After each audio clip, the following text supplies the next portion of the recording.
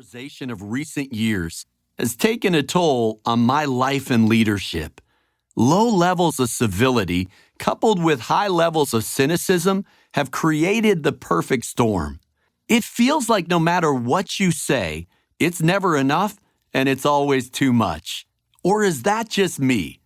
You're damned if you do, damned if you don't. Positivity is one of my strengths, but I recently found myself in a funk. Here's a journal entry from one of those down days when I felt like I was emotionally flatlining. I'm so spent. I'm so tired.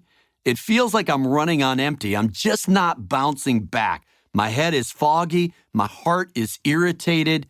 Lord, help me. I did a lot of self-examination during that season, and one revelation was that I was using negative words with a high degree of frequency. You know what I realized? I was speaking negativity into existence and giving it power. By emphasizing how hard leadership was during that season, I was making it harder than it had to be. My words became a self-fulfilling prophecy that reinforced a vicious cycle of negativity. The same thing happens when you complain about people behind their backs, which was a second revelation. Want to change that dynamic? You flip the script by catching people doing things right, then bragging about them behind their backs. If you want to change your attitude, you have to change your words. Your words are like Occam's razor. Simple words can solve seemingly impossible problems. Your words are Archimedes' lever. Small words can make a world of difference.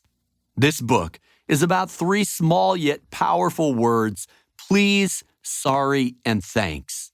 Often referred to as magic words, they can work wonders. Nothing opens doors like please.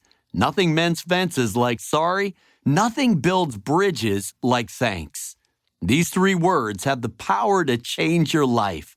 They have the power to change the lives of those who love you, those who hate you, and everyone in between. In the pages that follow, we'll explore the psychology of please, the science of sorry, and the theology of thanks. Along the way, we'll learn the art of empathy. We'll cultivate emotional intelligence and contextual intelligence. And I'll cite stories and studies along with some best practices that will help you change your life by changing your words. But first, a word from our sponsor, and I mean that literally. To understand the power of words, we must go back to the very beginning. God said, "Let there be light." According to Leonard Bernstein, winner of 7 Emmys and 16 Grammys, a better translation than said is sang. In the beginning was the note, and the note was with God, said the former conductor of the New York Philharmonic. And whosoever can reach for that note, reach high, and bring it back to us on earth, to our earthly ears, he is a composer. On that note, pun intended, every atom in the universe sings a unique song. In more scientific terms, every atom emits and absorbs energy at a unique frequency.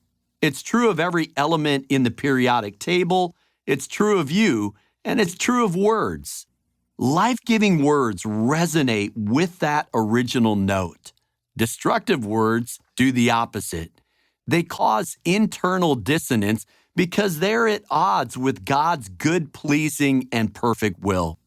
Few words resonate with more power than please, sorry, and thanks. They sing in 3-part harmony.